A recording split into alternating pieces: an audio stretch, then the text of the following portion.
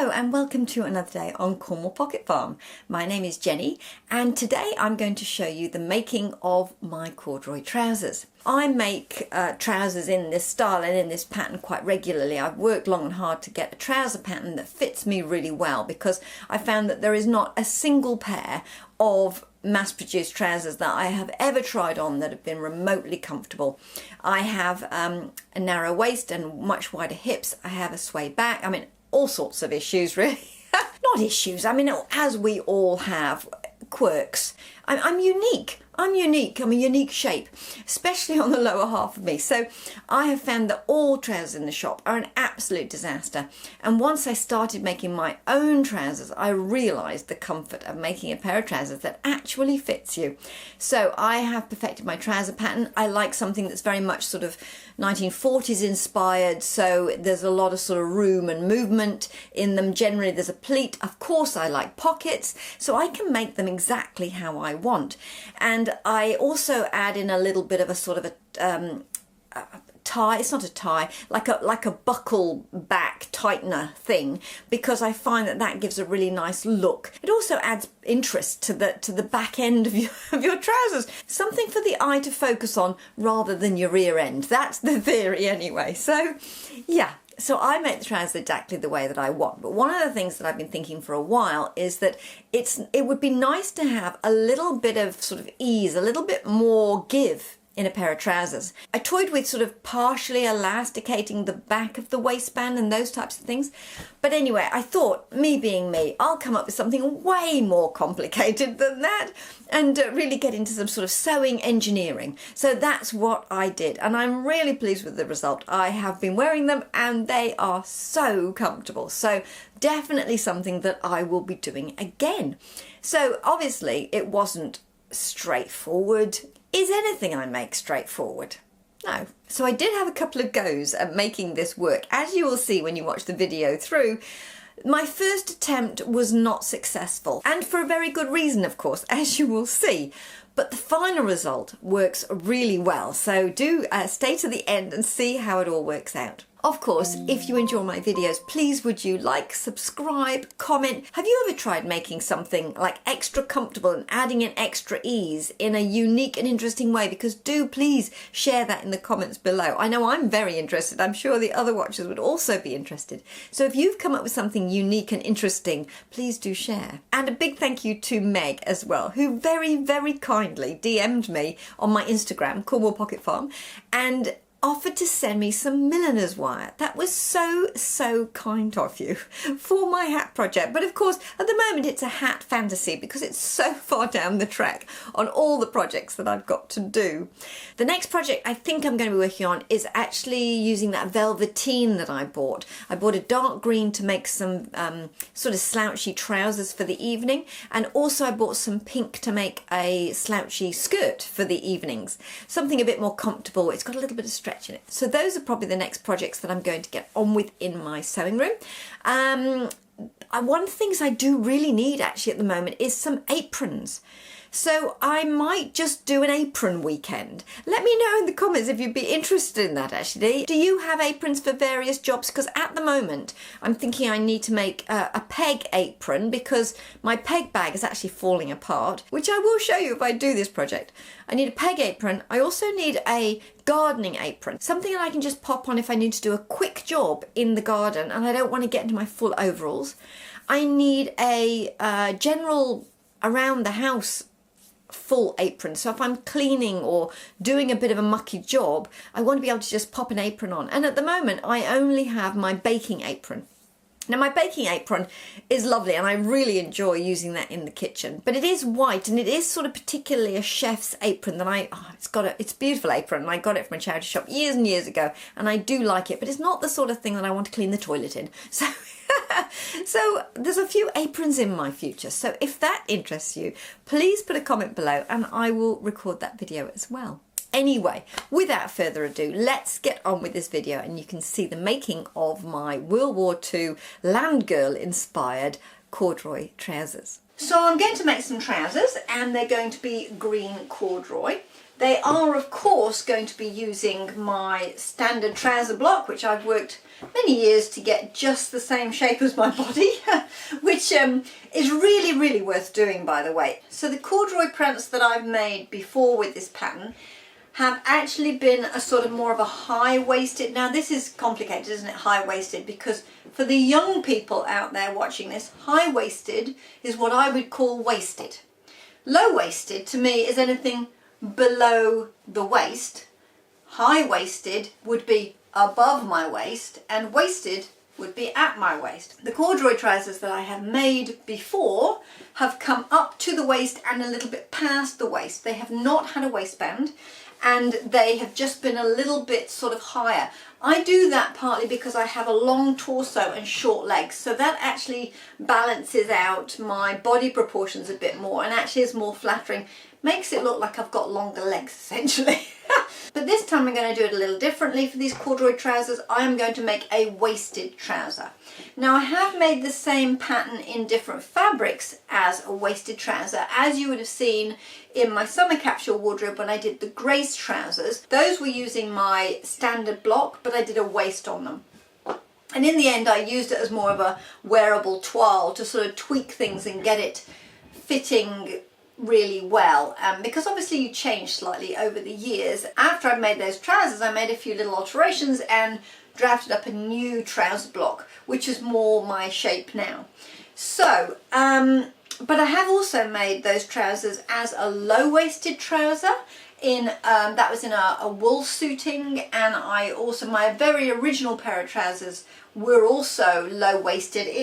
They had like a dropped waistband on. No, that makes sense. Like a facing, a yoke. That's the word. Those were dropped waist trousers with sort of like a yoke at the top. That was my first pair of trousers that I made with that block, and I still have them in my wardrobe. Very comfortable, and I still wear them. So this time they're going to be waisted, but the difference this time is I wanted to make them so I could attach button braces to the trousers. I know, right? Exciting. So I got all inspired by pictures of George and that sort of country outfits and gentleman's wear and all that sort of stuff. I got into that, and I really like these button braces. And then of course I found these braces in a charity shop. These are beautiful leather button braces. They are, on the back of here says made in New Zealand. This is all beautiful full grained leather. I got them for $3 at a charity shop. Now the elastic has definitely gone. When you pull, it goes like that. And the elastic is gone, but all of the clips and catches and all of the connectors and everything are beautifully in leather. And I think that I can probably use all of the fittings and fixtures, the end, the little piece in the middle, and remake these braces. That's what I'd really like to do. So what I need, of course, is some trousers to wear the braces with. I was looking for a pattern, and my daughter said, oh, I've got a pattern. It's an 80s pattern, I think. But I've got a pattern, she said, that has that sort of fishtail back where you put the buttons for the button braces. It is clearly an 80s pattern, I would say, by the styling. So what I'm going to use out of this pattern essentially is just the waistband with the way that it comes up at the back where the buttons fit. I'm going to use just that element. The trousers themselves, even though they are loose-fitting pleated trousers very much like mine, I'm going to stick with my block because I've done that so many times before where I think, oh, that's what I want on the picture, make it from the pattern. It's a terrible fit, it doesn't work. And then I just literally beat myself up and think I should have just used my block because I know that fits. And also these trousers are front fly, and I'm not particularly fond of a front fly. I like a side zip. So I will do my side zip trousers using my block, and then I will just take that sort of detail, that shaping from the back of the waistband onto a pattern piece that then I will hold for other pairs of trousers maybe. But the interesting thing about this pattern when I look inside is that it also has the design and all the pattern pieces to make the braces. Amazing. So all of the edge pieces, all of those bits that are in leather on my braces that I found in the charity shop, they actually make them all in fabric for these braces. These braces, by the way, interestingly enough, these braces are made with fabric, and then they've just got a little portion at the back where they've sort of elasticated a little section so that that's where the stretch is, but the rest of them are non-stretch, which I think is really interesting, because if I can't find elastic to fit those braces pieces, what it means is that I can actually make the braces out of just plain fabric and then just do what they've done and done a little bit of sort of elasticated section. They've used the same fabric coming down, but they've just put some elastic in it, so it's sort of gathered on that back piece. Okay, so I've had a bit of a think about how I'm going to make the back piece sort of a bit stretchy, so I've got that comfort, so when I sit down there's a little bit of ease and things in the trouser waistband. But I think I've come up with a cunning plan onto how to incorporate some sort of give, some sort of elastication in there without it sort of looking like an elasticated waistband, if you know what I mean. So I have actually taken some inspiration from my one of my Enid Gilchrist magazines. I have the one that I did the video about, the sort of look through, which was the patterns for women and teenagers, but I also have this junior teens and smaller women pattern. So in here at the back there is a page, so very proud of his first long pants, and in the instructions and illustrations for the making there are some details which are rather interesting, because what they've done is they've sort of put a bit of elastication in the back with sort of a channel and then their button to sort of, so you can extend it. But I've sort of taken inspiration from that, and I've come up with a cunning plan as to how to put some elastication into the back of these trousers. So I'll show you what I'm going to do. The idea being that we'll have this sort of fishtail piece that comes in here, and then a little piece of elastic through here that's encased in a channel and secured back here, so it'll slide in and out.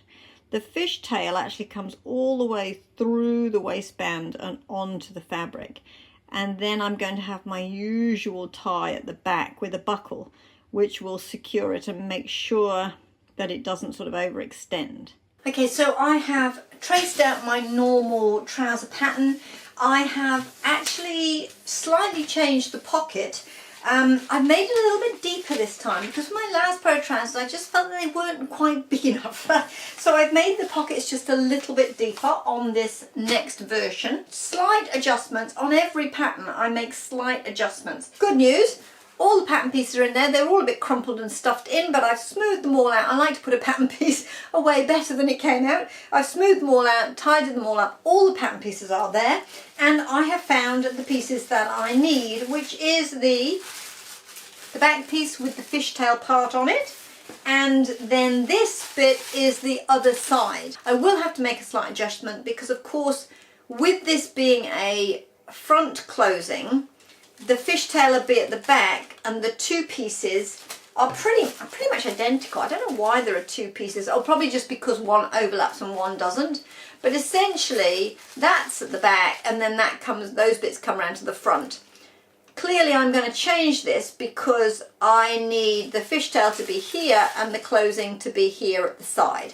So I'm going to make that adjustment on my pattern pieces that I'm going to draw from here, using these as inspiration. I might also change the depth of it, because this seems to be quite a wide waistband and I don't think I want anything that wide. The button markings are all on here as well, so yay, I think it should work a treat. So there we go. I have now altered it so that this piece will come all the way around the front, the fishtail at the back, zip at the side.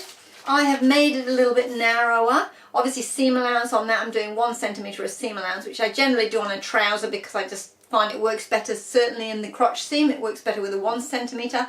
So that's all sorted, and at the same time I did that back piece.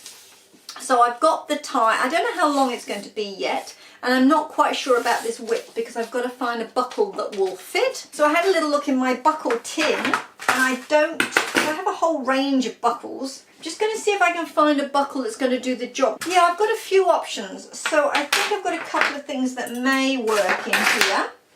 So So the next thing to do is to actually lay this out on the fabric. Hopefully I've got enough fabric, and cut out the pieces. Now the other thing, actually no, the other thing that I'm going to need is facing, aren't I? Because this type of waistband you don't fold it over and trim it. I'm going to have that shape in a facing piece, because I'm going to have to stitch it on the inside. And the other thing with it is, because of my design, the way that the waistband comes in and then it sort of splits further down into the main body of the trousers, I need to do a facing on the back that almost sort of incorporates that extra bit that comes down, so it's almost like a yoke piece on the inside.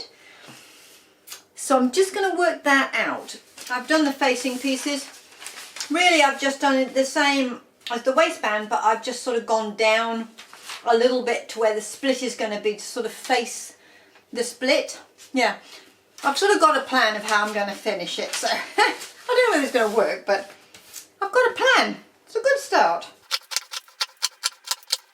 Right, I found some lining fabric, which I think is quite nice. This sort of red, well, it's a sort of a, yeah, browny red, if you like. And I think it goes quite nicely with this corduroy. So I have cut the pockets out of this, and I am just now trying to remember how I put them on. I've got out the Grace trousers, which were my wearable toile, and I'm just trying to figure out from there how I do these pockets. I've put the pocket linings in. I'm just now going to attach the pocket facings. This is always the trickiest bit with these trousers, to be honest. And then once I get the pockets done here, then I can start to do sort of legs and all of those sorts of seams. I also will need to do some overlocking on various parts of it.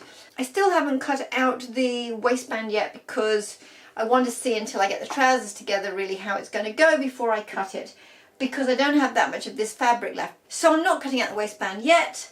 Long story short, on with the pockets. It's a new weekend. So where are we at? I've spent all weekend manhandling taffeta curtains.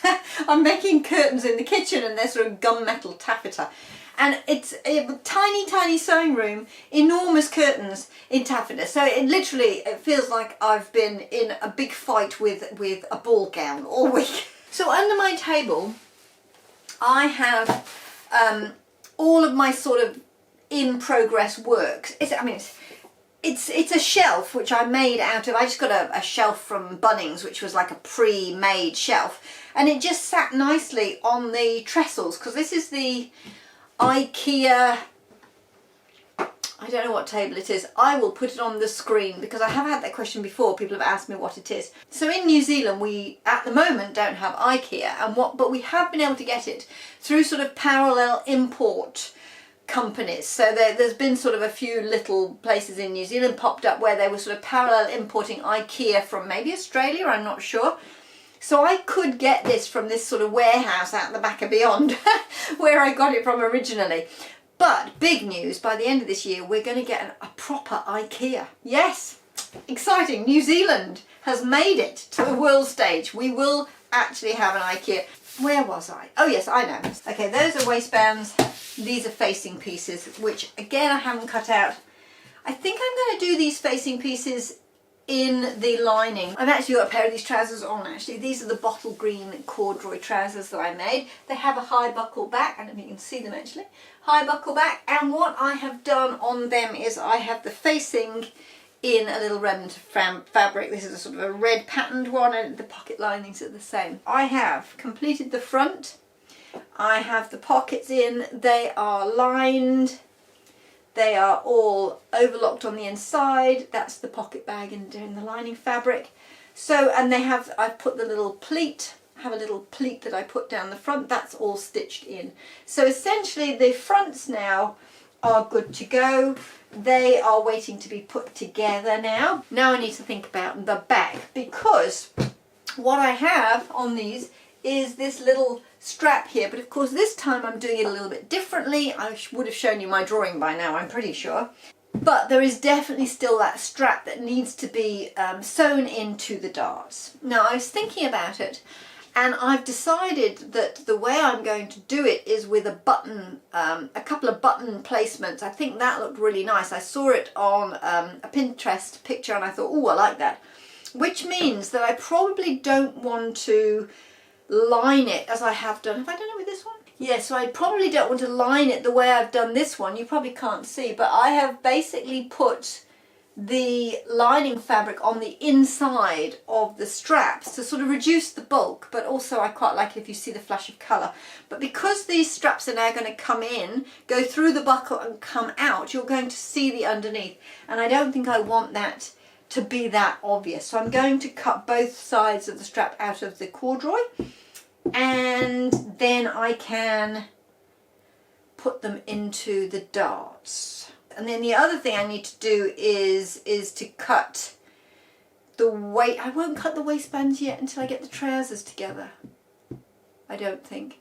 Yeah, that's the thing when you make up your own pattern. You have to sort of figure out the construction stages in a weird way, because I think if I do that then I won't have that to do that. And then, so it's all got to be in a certain order. So I just need to, off camera, I'm going to apply my noggin and try and work through what needs to happen next.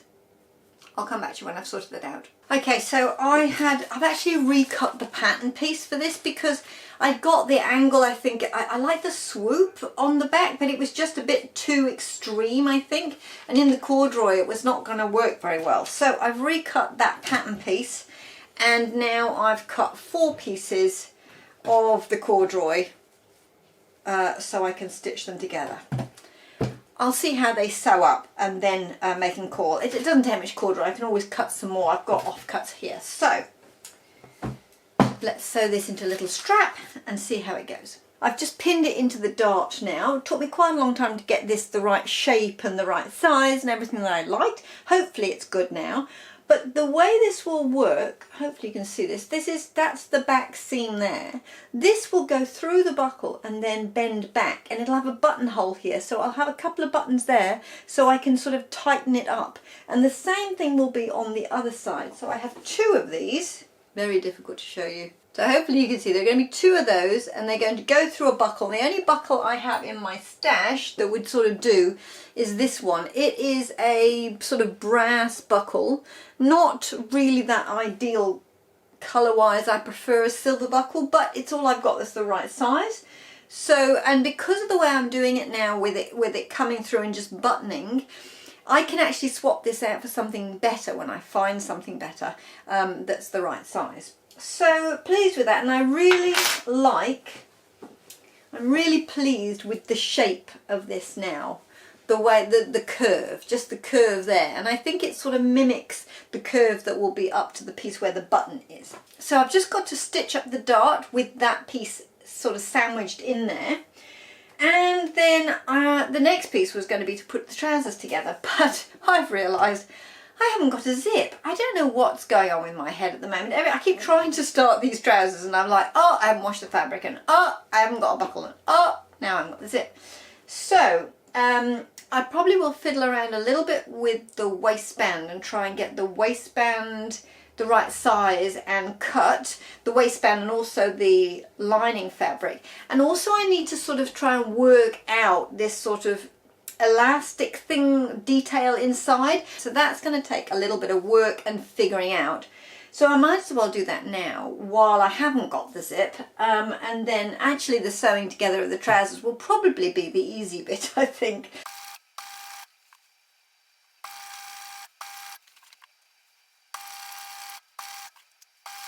I am cutting out the facing out of the lining fabric, and I think I'll interface this, because just iron-on interfacing, because it's very thin. It has no stretch in it, but it's very thin, so I think I'll interface the lining just to give it a little bit more substance. So that's the next thing. Cut this out, cut it out in interfacing again, and then try and figure out how it goes together. But all of this now I have together, so I have the front together and then the first half of the back attached, and of course one leg is seamed down. but I'm missing the other leg, but this is the way the waistband goes. So I have measured both this and also myself and the waistband pattern just to make sure it's all going to fit, and at the moment, fingers crossed, it looks like it's going to, but you can never really tell. I'm always doing random things and going, that didn't work, did it? So anyway, this is the next bit, onwards with this. Okay, I've just done it wrong, because what I needed to do was turn this pattern piece over, of course, because now the lining fabric is back to front, because it's not a mirror image, it's obviously asymmetric, so I needed to turn the pattern piece over.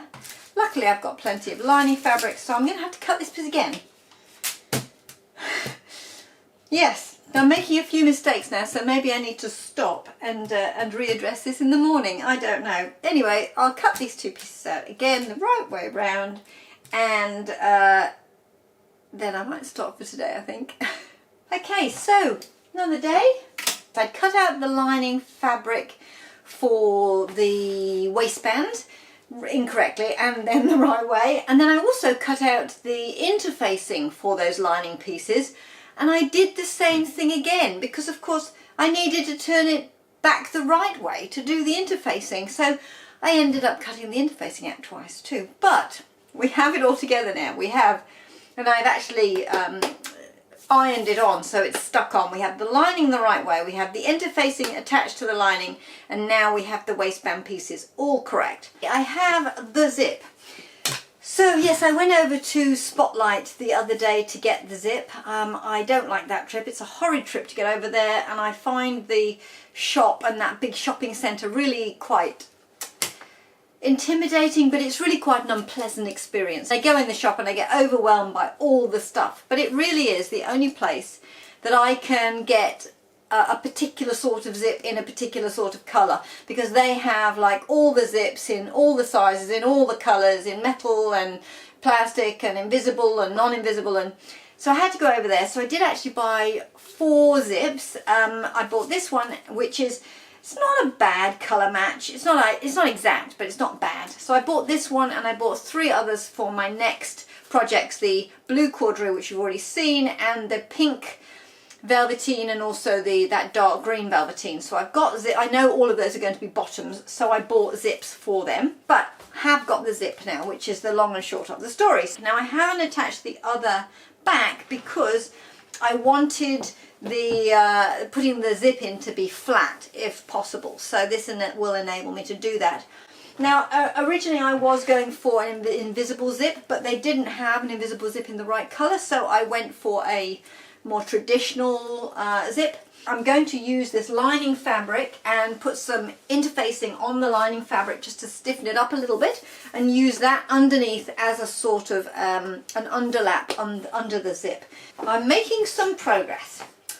I have got in the zip and I made a little placket. It's not beautiful, but it's sort of in there, sort of akin to what it was like in that in the Enid Gilchrist book. I have the zip in.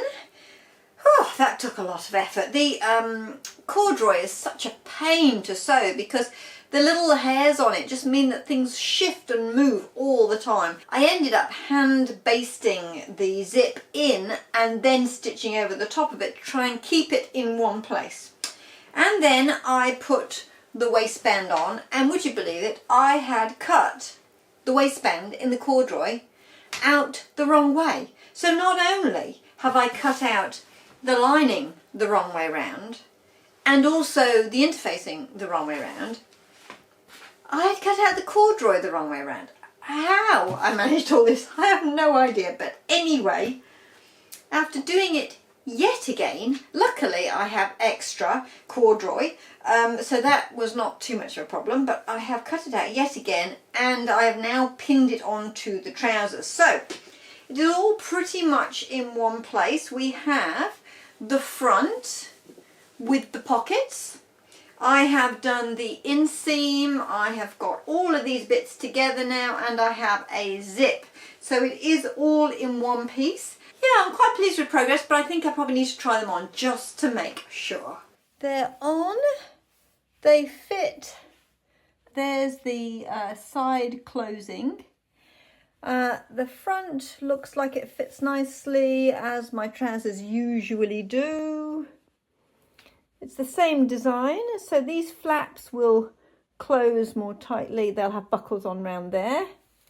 But I think it's good enough to move on. It's very difficult to see how the back is working. I think I might just need to go ahead, put it together, and then see how it works once it's on. Yeah, feels comfy. I like the corduroy. I've had this corduroy before, so pleased with that at this point. They seem to be doing the thing they should do. So yeah, on with the next step, I think. Well, what I'm actually doing now is unpicking this. I tell you, these waistband pieces have been a lot of bother. So what I did was I very carefully and neatly finished the edge of all of these facing pieces ready to stitch them into the trousers, and then realised that actually I only needed to finish this part because this bit is going to be loose. This bit, of course, is going to be tucked in, and then I'm going to sort of stitch in the ditch from the other side. This is the waistband facing, so I don't need to have finished that. In fact, that's going to cause problems. So what I'm going to do with this waistband piece now is unpick all this. I tell you, if I get this thing together, it'll be a bit of a miracle. We are actually, we have colds and flus and people not being well in the house at the moment, so I'm warding off the evil bugs with a hot toddy that my husband very kindly made me because he was making himself one. But I don't know when my brain is all over the place, so it might be that I'm coming down with something, but I do hope not. But yes, I've got to unpick this now.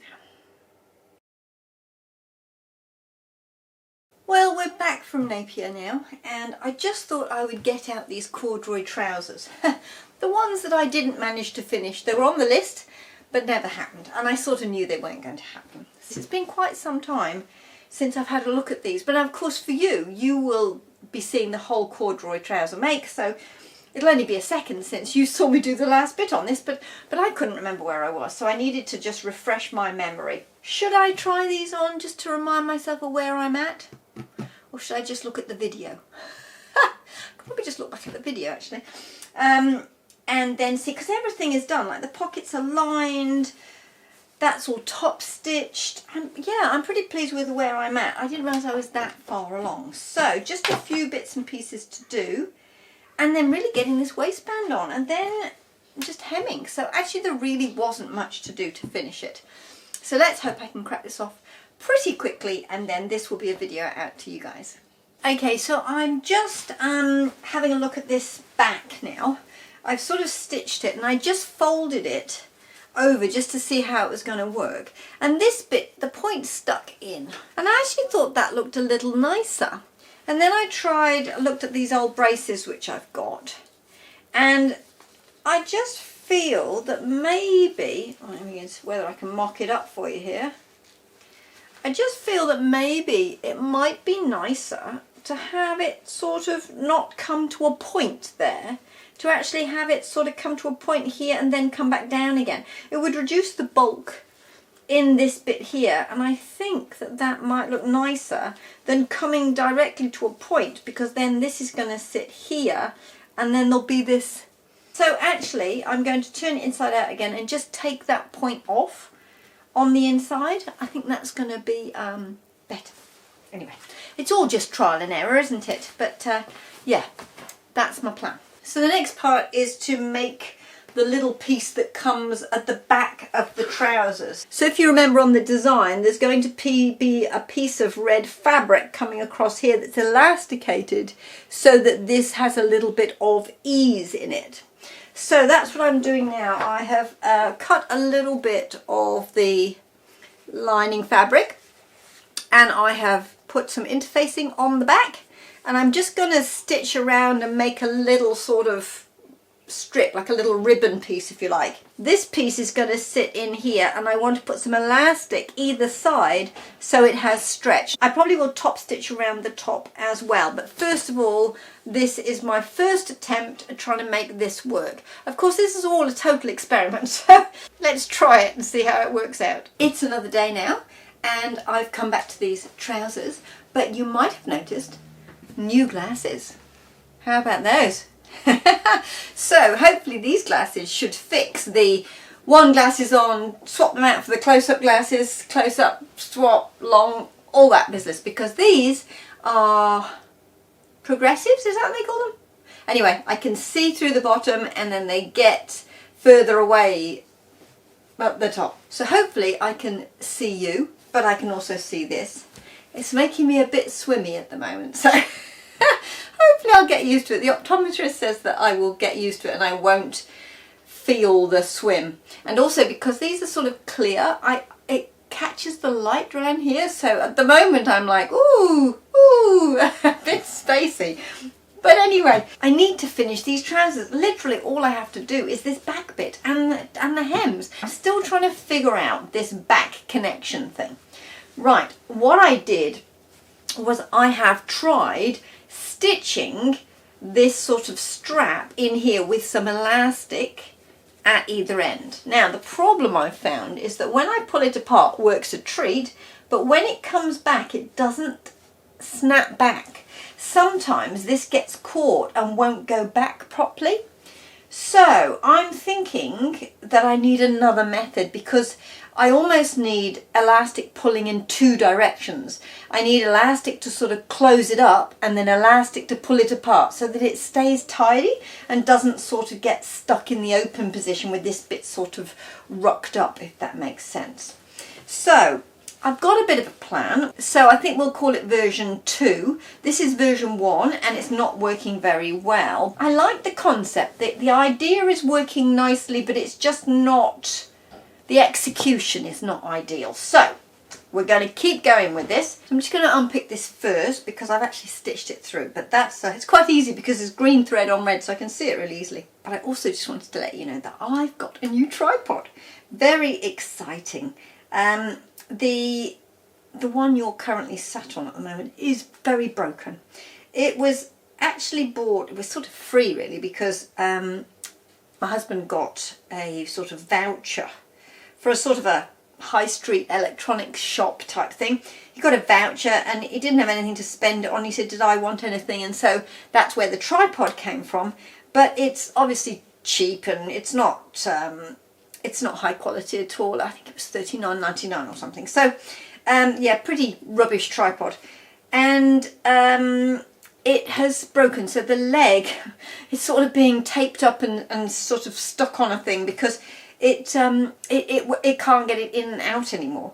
So I set the husband about trying to find me a new tripod, and I was very excited because he found one on Trade Me second hand, and it's a Manfrotto tripod. So very, very nice tripod.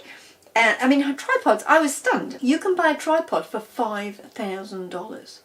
The husband managed to find a very nice Manfrotto tripod, which is a professionally sort of named tripod, for $150. And honestly, we saw it and we thought, wow, that is cheap, because I knew they were about $600-700, something like that. And I put a bid in, but didn't think I'd get it. But then nobody else bid, and I got it. So I'm so excited.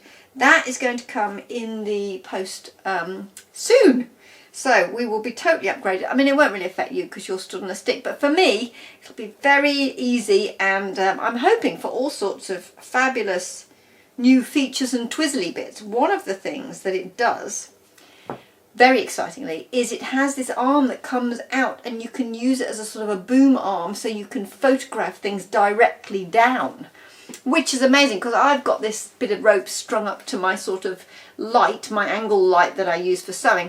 I've sort of got a bit of rope strung up, and I think I showed you in one of my other videos that this sort of contraption that I constructed, but it only holds my phone. What you're looking at me through now is my actual camera rather than my phone, which I just use now and again for little tiny bits. but it won't, my contraption won't hold my actual camera. It only holds my phone, which is not that great. So this new tripod will be amazing because I am planning to do a few more sort of look through videos of various vintage pattern books and things that I've got, and also what I'd like to do is show you a little bit more easily when I'm doing pattern drafting or changing things, making alterations. Hopefully I'll be able to angle you in a way that you'll be able to see more clearly what I'm doing, because I do realise at the moment when I do my little drawings and whatever, it's a bit tricky for you to see because you're at a weird angle to start with and you're not that close to what I'm doing. And then what I do is when I edit it, I sort of zoom right in, which obviously reduces the quality. So it's very exciting. I know it's not everybody's cup of tea, but for me it's very exciting. It's a new piece of kit. So every now and again I try and sort of upgrade a little bit, something extra. I think at Christmas I got a light, which that made a big difference. And now I've got a fancy tripod. So yeah, it's all coming together. So it's Sunday now, and I sort of made this work yesterday. If I do that, and it pulls it back, which it wasn't doing before, so that was the big problem. And of course what I'm also going to do is, you see the lining in there, I've pinned it in a way that I can basically go and stitch in the ditch, because I want this waistband to be firmly attached, so it'll stitch in the ditch down here, and then I'm also going to top stitch it there, so hopefully that should hold it good and strong and firmly in place. At the back it's come down to be a facing for this V part, this little V part that opens up. So that's dropped down for a facing now. So I'll need to sort of hand stitch that in and also hand sew it here. But yeah, I think we're pretty much, touch wood, on the home stretch. I think we're on the finishing and buttons and buttonholes and hemming and that type of thing. So hopefully the next time you see these trousers, it'll be the reveal.